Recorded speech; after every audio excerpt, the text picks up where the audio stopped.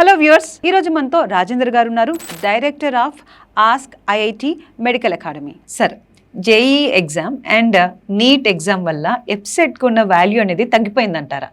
లేదు మేడం, అలాంటిది జరగదు.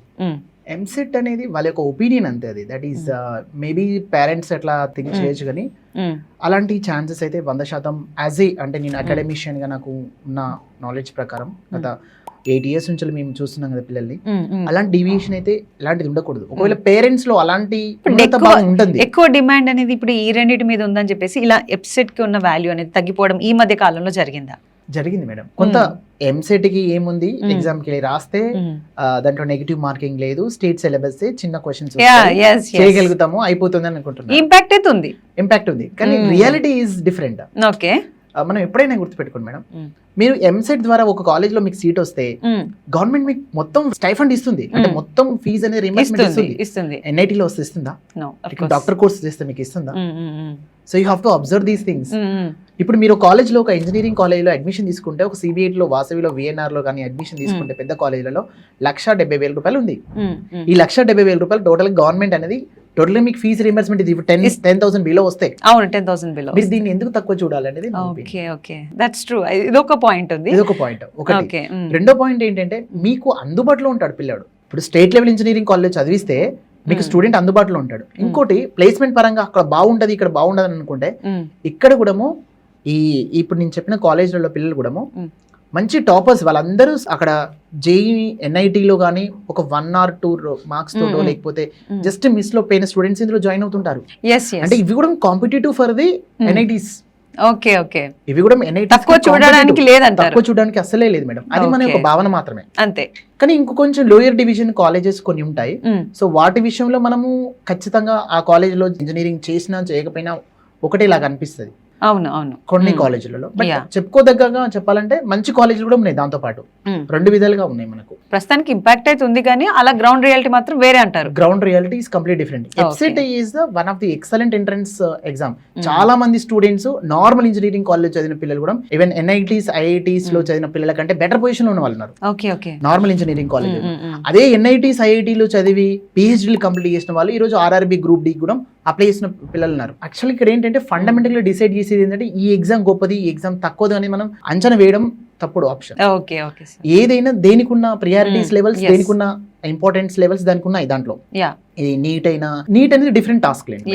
నీట్ అనేది డిఫరెంట్ టాస్క్. జేఈ మెయిన్స్ గొప్పది లేకుంటే ఎంసెట్ చిన్నది అనే ఆలోచన మాత్రం రాంగ్ అంటారు. ఓకే సార్, ఇప్పుడు ఎఫ్సెట్ ఎగ్జామ్ అనేది కూడా చాలా ఇంపార్టెంట్ అని చెప్పారు. దాంట్లో మంచి ర్యాంక్ కొట్టాలంటే స్టూడెంట్స్ ఏ విధంగా ప్రిపేర్ అవ్వాలంటారు? మీరు ఇచ్చే బెస్ట్ టిప్స్ ఏంటి? మేడం, ఎఫ్సెట్ ఎగ్జామినేషన్ అనేది May 4th and 5th రోజు బయో వాళ్ళకు ఉంది. May 9th, 10th, 11th వచ్చేసి ఎంపీసీ స్టూడెంట్స్.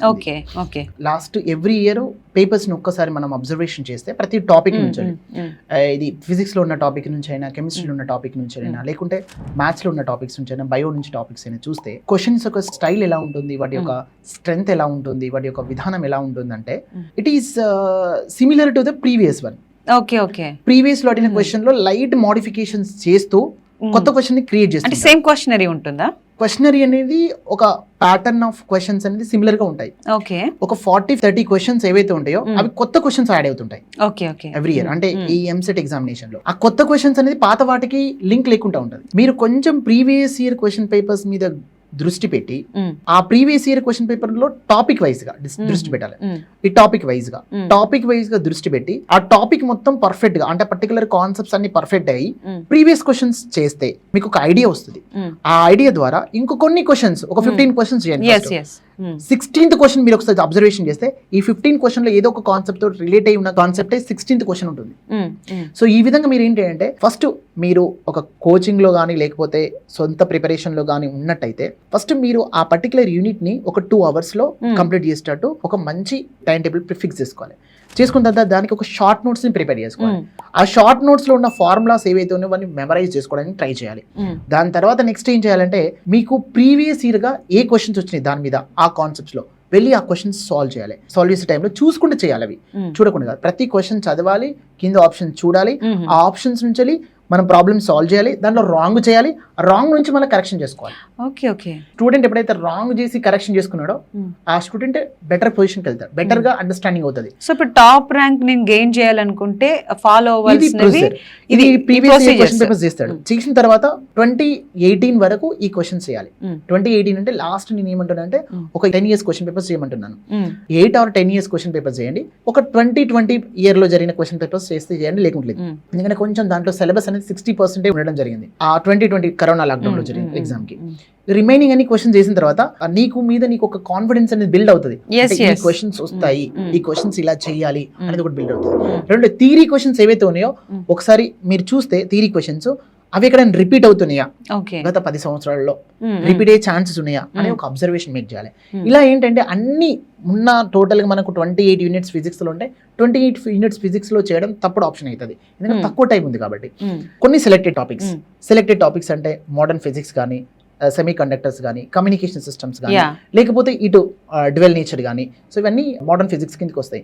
సో దీని తర్వాత ఏంటంటే ఎలక్ట్రిసిటీ పార్ట్ కానీ, లేకుంటే మ్యాగ్నెటిజం పార్ట్ కానీ, electromagnetic waves, alternating current electricity, ఈ పార్ట్స్ ఏవైతే ఫిజిక్స్ లో ఉన్నాయో ఈ ఫిజిక్స్ పార్ట్స్ మీద మంచి గ్రిప్ తెచ్చుకోవడానికి, అంటే ఇది సెకండ్ ఇయర్ అయిపోయిన తర్వాత ఉంది కదా, సెకండ్ ఇయర్ అయిపోయిన తర్వాత ఉన్న వాటి మీద ఎందుకు కాన్సన్ట్రేట్ చేయమంటున్నా అంటే వాళ్ళకు ఇమీడియట్ గా అయిపోయిన సబ్జెక్ట్ మీద కొంత ఎబిలిటీ ఉంటుంది, కొంత సబ్జెక్ట్ మీద నాలెడ్జ్ ఉంటుంది వాళ్ళకు. సో దాన్ని అడాప్టివ్ గా చేసుకోగలిగితే ఇంకొంచెం మార్క్స్ పెంచుకునే ఛాన్సెస్ అక్కడే ఉంటాయి మనకు. అందుకోసం ఫిజిక్స్ లో ఈ కాన్సెప్ట్స్ మీద ఫస్ట్ ఇయర్ లో యూనిట్స్ అండ్ డైమెన్షన్స్, లేకుంటే మోషన్ అనే టాపిక్స్ మీద, కైనమెటిక్స్ మీద, సో ఇంకా properties of fluids, liquids, solids వాటి మీద, సో వీటి మీద కొన్ని టాపిక్స్ సెలెక్ట్ చేసుకొని వాటి మీద రిగరస్ గా వర్క్ చేస్తే, ప్రీవియస్ ఇయర్ క్వశ్చన్ పేపర్స్ చేస్తే మంచి మార్క్స్ సాధించవచ్చు.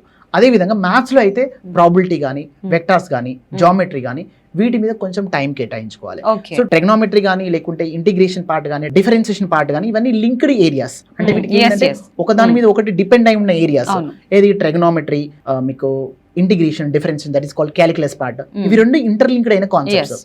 మళ్ళీ ఈ ఇంటర్లింక్డ్ అయిన కాన్సెప్ట్స్ మీరు చదివేటప్పుడు మీకు ఆల్రెడీ గ్రిప్ ఉంటేనే వీటి మీద ఎక్కువ వర్క్ చేయండి, లేకపోతే కొన్ని షార్ట్ కట్స్ ఉంటాయి, ఆ షార్ట్ కట్స్ ని, టిప్స్ ని మీరు మెయింటైన్ చేస్తూ ప్రీవియస్ క్వశ్చన్స్ సాల్వ్ చేయడానికి ట్రై చేయండి. ఒకవేళ ఇప్పుడు సార్ మీరు చెప్పినవన్నీ ఫాలో అయితే 10,000 బిలో తీసుకోవచ్చు అన్నారు. ఒకవేళ టాప్ ర్యాంక్ కొట్టాలి అని అనుకుంటే ఏ విధంగా ఉండాలి ప్రిపరేషన్? టాప్ ర్యాంక్ కొట్టాలంటే మేడం ఇన్స్టంటేనియస్ గా మనం అలాంటి చేయలేం మేడం. యాక్చువల్గా ఏంటంటే స్టూడెంట్ దగ్గర ప్రాపర్ గా ఫస్ట్ నుంచి కొంత నాలెడ్జ్ ఉండాలి. ఏది second year and first year ఈ సబ్జెక్ట్స్ మ్యాథ్స్, ఫిజిక్స్, కెమిస్ట్రీ ఏదైతే ఉందో వీటి మీద పర్టికులర్ గా ఫస్ట్ ఇయర్ నుంచి అతనికి గ్రిప్ ఉండాలి. గ్రిప్ ఉన్న స్టూడెంట్స్ లాస్ట్ మూమెంట్ లో అతని ఒక ట్రాక్ మీద తీసుకెళ్ళి జేఈ మెయిన్స్ క్రాక్ చేసి అయినా ఉండాలి, అట్లీస్ట్ క్వాలిఫై అయినా ఉండాలి. సో అట్లా రెగ్యులారిటీగా ప్రిపరేషన్ లో పిల్లవాడు మాత్రమే టాప్ ర్యాంక్ కొట్టడానికి అవకాశాలు ఉంటాయి. ఇందులో ఓన్లీ షార్ట్ టర్మ్ బేసిస్ మీద టాప్ ర్యాంక్స్ రావడం it is impossible matter. Okay okay sir, intermediate syllabus మీద అంటే మంచి అవగాహన, మంచి పట్టు ఉంటే ఎప్సెట్ లో మంచి ర్యాంక్ కొట్టొచ్చు అంటారా? ఖచ్చితంగా కొట్టొచ్చు మేడం. ఇది మీరు అనేది ఏంటంటే మంచి అవగాహన, grip, problem solving ability student లో ఉంటే ఖచ్చితంగా కొట్టగలుగుతాడు. ఇంటర్మీడియట్ లో మంచి ప్రో ఉంటే, బాగా మంచి స్టూడెంట్ అయితే ఎప్సెట్ ఈజీగా కొట్టగలుగుతాడు. కానీ ఇంటర్మీడియట్ ఎగ్జామ్స్ లో వచ్చిన మార్క్స్ ని మాత్రం ఖచ్చితంగా బేస్ చేసుకుని ఆ స్టూడెంట్ పర్ఫెక్ట్ అని చెప్పలేము. ఇది ఒకటి. 96 మార్క్ వచ్చిన అబ్బాయి కూడా ఎంసెట్ లో క్లియర్ చేయని పరిస్థితులు ఉన్నాయి చాలా మందికి. 990 మార్క్స్ వచ్చిన పిల్లలు చాలా మంది స్టూడెంట్స్ ప్రతి ఇయర్ ఎంసెట్ ని ఓసీ పిల్లలు కొంతమంది, అంటే వాళ్ళకి ఖచ్చితంగా ఎందుకు ఓసీ పిల్లలు అంటున్నా, ఓసీ బీసీ పిల్లలు అంటున్నానంటే వాళ్ళకు 40 మార్క్స్ కంపల్సరీ రావాలి, క్లియర్ గానే అవకాశాలు కూడా ఉన్నాయి దాంట్లో. సో ఇప్పుడు ఏంటంటే ఇప్పుడు 450 మార్క్స్ వచ్చినాయి, మాకు 461 మార్క్స్ వచ్చినాయి, మాకు ఎంసెట్ ఎంత అని ఫీల్ అయ్యే పిల్లలు ఉంటారు పిల్లలు. సో వాళ్ళకి ఏంటంటే రియాలిటీ తెలియదు పాపం, వాళ్ళ దాంట్లో ఇన్వాల్వ్ అయ్యి ఒకసారి ఎగ్జామ్ రాసి వాళ్ళు చవి చూస్తేనో ఆ ప్రాబ్లమ్ ని వాళ్ళకు ఒక అండర్స్టాండింగ్ వస్తుంది, కానీ వాళ్ళకి అది తెలియదు కదా. తెలియదు కాబట్టి ఖచ్చితంగా వాళ్ళకు ఏమనుకుంటారంటే నాకు మంచి మార్క్స్ వచ్చాయి ఇంటర్మీడియట్ లో, నేను గ్రిప్ బాగుంది సబ్జెక్ట్ మీద, సో ఇన్ని మార్క్స్ వచ్చాయి మా అబ్బాయి మా అమ్మాయి మంచి ర్యాంక్ కొడుతుంది అనుకుంటారు. కానీ సో ఇది కూడా మనం వాళ్ళ మైండ్ లో పెట్టుకోవాలి. పేరెంట్స్ ఎస్పెషల్గా ఏంటంటే పేరెంట్స్ లో ఉన్న థింకింగ్ ఏంటంటే ఎంసెట్ చిన్నది అని చూడడము ఒక భావన ఉంది, అందులో ఎక్కువ చదువుకున్న పేరెంట్స్ లోనే ఉంది ఆ పాయింట్ కూడా. ఎందుకంటే చదువుకున్న వాళ్ళకంటే కొంచెం ఏదో ఒక ఐడియా ఉంటది కదా, అంటే చదువుకున్న వాళ్ళ దాంట్లో ఏంటంటే జేఈ మెయిన్స్ ఈస్ ఎక్సలెంట్, దాని ద్వారా ఐఐటి వెళ్దాం అనే ఆలోచన వాళ్ళు ఉంటది, నిండుగా ఉంటది వాళ్ళ మనసులో. ఇది ఎంసెట్ అండ్ స్టేట్ లెవెలే కదా, వాళ్ళు ఆల్రెడీ దాని నుంచి బయటికి వచ్చి ఉంటారు కదా. సో వాళ్ళకి ఏంటంటే ఎంసెట్ ఒక 40 రోజులు చదివి వస్తుంది అనుకుంటారు. ఆ 40 రోజులు ఇప్పుడు ఉన్న కాలం వేరు, పాత 10 సంవత్సరాల కింద ఉన్న ప్రొసీజర్ వేరు. 10 సంవత్సరాల కింద ఉన్న స్టూడెంట్స్, ఈ రోజు ఉన్న స్టూడెంట్స్ సైకాలజీ డిఫరెంట్ కంప్లీట్ గా. అప్పుడు కొంచెం ఇంత మీడియా లేదు, ఇంత ఇన్ఫర్మేషన్ వాళ్ళకి తెలీదు, అండ్ ఇంత కమ్యూనికేషన్ లో కూడా వాళ్ళు లేరు. ఇప్పుడు ఏంటంటే పిల్లలకు హెవీ మొబైల్స్ యూజ్ చేయడం జరుగుతుంది, డిజిటల్ మీడియా అడిక్ట్ కావడం జరిగింది. సో దీనివల్ల ఏంటంటే వాళ్ళు యాక్చువల్గా యాక్టివ్ టైం ఒకటి ఉంటుంది పిల్లలకి చదవడానికి. ఇప్పుడు నేను 1 hour కేటాయిస్తున్న బుక్ మీద అంటే 1 hour ఖచ్చితంగా ఉండలేరు పిల్లలు. ఎవరైనా వాళ్ళ యొక్క యాక్టివ్ టైం 20 minutes 30 minutes కంటే ఎక్కువ ఉండదు. ఆ 20 minutes 30 minutes లో subjective point of view think చేసి ఎంత సేపు అనేది ఒకటే క్యాలిక్యులేట్ ఇస్తే 10 minutes 10 to 15 minutes మధ్యలో ఉంటుంది. సో ఈ విధంగా ఏంటంటే పిల్లల్లో మంచి అవగాహన ఎప్పుడైతే పెంపొందిద్దాం అనుకుంటామో అప్పుడు ఏంటంటే పేరెంట్స్ సైడ్ నుంచి వెళ్ళి ఇప్పుడు ఈ అబ్బాయి జేఈ మెయిన్స్ లో ప్రాపర్ గా చేయలేకపోయాడు, మళ్ళీ మా అబ్బాయిని జేఈ మెయిన్స్ కి పంపిస్తానంటే డ్రాప్ తీసుకుని పంపించుకోవాలి. కానీ మళ్ళీ ఈ 20 days 30 days లో కోచింగ్ పెట్టేసి చేస్తానంటే పికప్ కావడం కష్టం. ఇప్పుడు మనకు తక్కువ టైం ఉంది. ఇప్పుడు 13th కి ఎగ్జామ్స్ అయిపోయినాయి, మళ్ళీ నెక్స్ట్ మంత్ 9th కో 10th కో స్టార్ట్ అవుతున్నాయి ఈ ఎగ్జామ్స్. సెకండ్ నుంచి అనుకుంటా స్టార్ట్ అవుతున్నాయి. ఆ ఎగ్జామ్ స్టార్ట్ అవుతున్నాయి కాబట్టి ఈ 20 days గ్యాప్ లో అతనికి కష్టం సబ్జెక్ట్ ని ఇంప్లిమెంట్ చేయడం. సో ఖచ్చితంగా డ్రాప్ తీసుకొని వెళ్తే బెటర్ ఆప్షన్. బట్ ఇంటర్మీడియట్ లో మంచి మార్క్స్ అనేది వాళ్ళు సాధిస్తే ఎఫ్సెట్ లో కొట్టడానికి ఛాన్సెస్ అయితే బాగా ఉంటాయి. కానీ మార్క్స్ బేస్ మీద మాత్రమే మనం చెప్పలేము స్టూడెంట్ ని. ఇది ఒకటి చాలా ఇంపార్టెంట్ పార్ట్. మార్క్స్ వచ్చిన ప్రతి స్టూడెంట్ కేపబుల్ కాదు, మార్క్స్ రాని ప్రతి స్టూడెంట్ ఇతను ఎలిజిబుల్ కాదు అని కాదు, అది కూడా చెప్పలేము. ఈ ఎంసెట్ అనేది ఏంటంటే మీరు ఈ 40-45 days ఏదైతే హార్డ్ వర్క్ చేస్తారో దాని మీద కొంతవరకు రిజల్ట్ అనేది ఆధారపడి ఉంటుంది. మేము ఇప్పుడు 160 మార్క్స్ ఉన్నాయి, 160 మార్క్స్ లో మన 4 ఆప్షన్స్ ఉంటాయి. 4 ఆప్షన్ అంటే 1/4 percentile, 1/4 మనం మెయింటైన్ చేసినా కానీ ప్రాబిలిటీ 40 మార్క్స్ ఈజీగా వస్తాయి. అవును, బట్ ఆఫ్టర్ నార్మలైజేషన్ తర్వాత ఎన్ని వస్తాయి అనేది నార్మలైజేషన్ తర్వాత మీకు 40 మార్క్స్ వచ్చేటి ఒక 2 మార్కులు పెరగొచ్చు, 40 మార్క్స్ కి 2 మార్కులు తగ్గొచ్చు, 2 విధాలుగా ఉండొచ్చు. బట్ 40 మార్క్స్ రావడం వల్ల యూజ్ ఏంటి? లక్షలో వస్తుంది ర్యాంక్, లక్షలో ర్యాంక్ రావడం వల్ల యూజ్ ఏంటి? సో ఎగ్జామ్ రాసినా రాయకపోయినా సేమ్ అయిపోతుంది. అందుకోసం ప్రిపేర్ కావడం అనేది చాలా మంచి ఆప్షన్. దట్టు హెవీగా కాకుండా ఒక మంచి గైడెన్స్ లో ప్రిపేర్ కావాలి. మంచి ఫ్యాకల్టీ, మంచి గైడెన్స్ లో, తక్కువ మెంబర్స్. ఇప్పుడు ఇక్కడ ఏం జరుగుతుందంటే ఇంకొకటి ఏంటంటే ఎక్కువ మంది క్లాస్ రూమ్ స్ట్రెంత్ ఉన్నప్పుడు వీ కెనాట్ మేక్ ద అంటే వాళ్ళ ఎవరికి ఏమంతుందని మనం చెప్పలేము.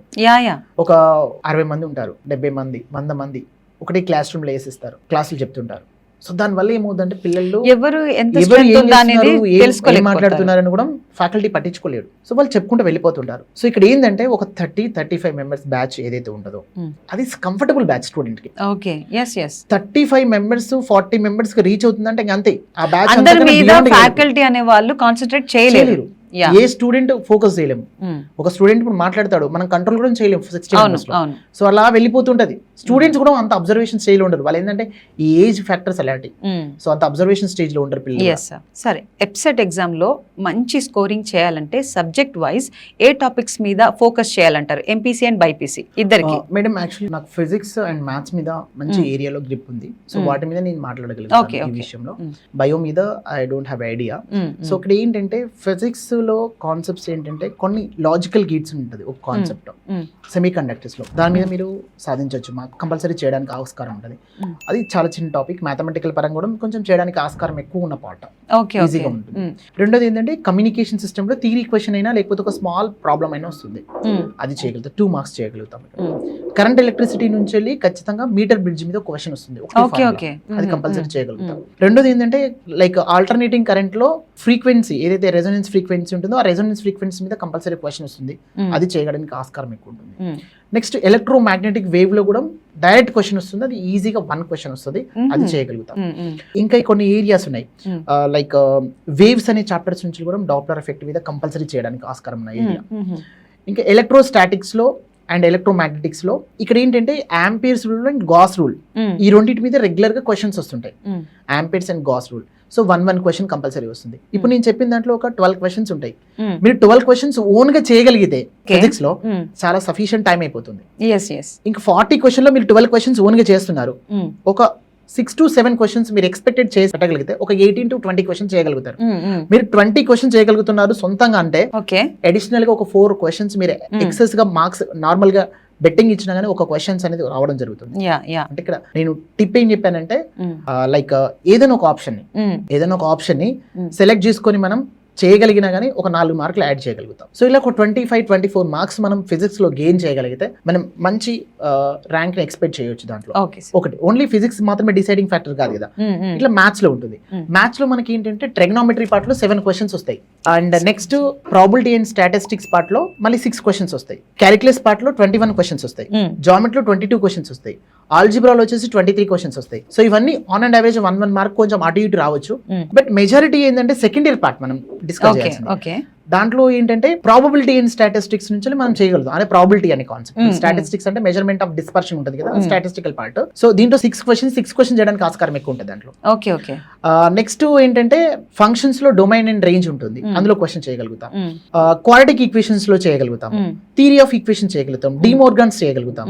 ఈ టాపిక్స్ చూసుకుంటే పర్మిటేషన్స్ అండ్ కాంబినేషన్స్ లో ర్యాంక్ నుంచి ఒక క్వశ్చన్ చేయగలుగుతాం, ఓకే ఓకే పార్షియల్ ఫ్రాక్షన్స్ లో క్వశ్చన్ చేయగలుగుతాం, ట్రిగ్నోమెట్రీ లో అప్ టు రేషియోస్ వరకు క్వశ్చన్ చేయగలుగుతాం, 3 క్వశ్చన్ చేయగలుగుతాం దాంట్లో.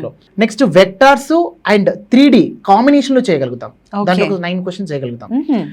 సర్కిల్స్ నుంచి కూడా క్వశ్చన్ చేయగలుగుతాం. ఎలిప్స్, పారాబోలా, హైపర్బోలా 1 క్వశ్చన్ వస్తుంది, అందులో ఈజియెస్ట్ క్వశ్చన్స్ ఉంటాయి, అవి చేయగలుగుతాం. సో ఎసెంట్రిసిటీ మీద ఉంటాయి క్వశ్చన్స్, అవి చేయగలుగుతాం. సో ఇలా టాపిక్స్ కొన్ని చెప్పుకుంటూ పోతే ఇంకా లిమిట్స్ అండ్ కంటిన్యూటీ లో డైరెక్ట్ గా హెలాస్పిటల్ రూల్ ఒకటి ఉంటుంది, దాని మీద చేయగలుగుతాం. నెక్స్ట్ ఏంటంటే డిఫరెన్షియల్ ఈక్వేషన్స్ లో లాస్ట్ టాపిక్ ఏదైతే ఉందో దాంట్లో లీనియర్ డిఫరెన్షియల్ ఈక్వేషన్ మీద క్వశ్చన్ అయినా వస్తుంది, లేకపోతే ఆర్డర్ అండ్ డిగ్రీని ఫైండ్ అవుట్ చేయడం ఒక లీనియర్ ఈక్వేషన్ ఇచ్చి, లేకుంటే solution of the differential equation ఇస్తాడు. సో అది చేయగలుగుతాం. ఇంటిగ్రేషన్ లో వెళ్తే దానిలో డెప్త్ పార్ట్ చాలా కాన్సెప్ట్స్, అంటే లిటరల్ గా చాలా కాన్సెప్ట్స్ దాంట్లో ఉంటాయి ఇన్వాల్వ్ అయ్యి. సో దాంట్లో ఏ క్వశ్చన్ అనేది ఎక్స్పెక్ట్ చేయలేము అన్నట్టు. కానీ కొన్ని మోడల్స్ ఉంటాయి, కొన్ని మోడల్ ఆఫ్ క్వశ్చన్స్ ఉంటాయి, ఆ క్వశ్చన్ డైరెక్ట్ చేయడానికి ఆస్కారం ఉంటుంది, బట్ షార్ట్ కట్స్ కూడా ఉంటాయి. సో ఇట్లా మీరు సెలెక్టెడ్ ఏరియాస్ మీద వర్కౌట్ చేసి ఒక మంచి సబ్జెక్ట్ ఎక్స్పర్ట్ ని కన్సల్ట్ గా పెట్టుకోగలిగితే విన్ కావడానికి ఎక్కువ ఛాన్సెస్ ఉన్నాయి, మంచి స్కోర్ చేయడానికి ఛాన్సెస్. సో ఎక్కువగా టాపిక్స్ మీద వాళ్ళు ఫోకస్డ్ గా చేస్తే ఈజీగా వాళ్ళు క్రాక్ చేయడానికి అవకాశం ఉంటుందంటారు. Okay sir.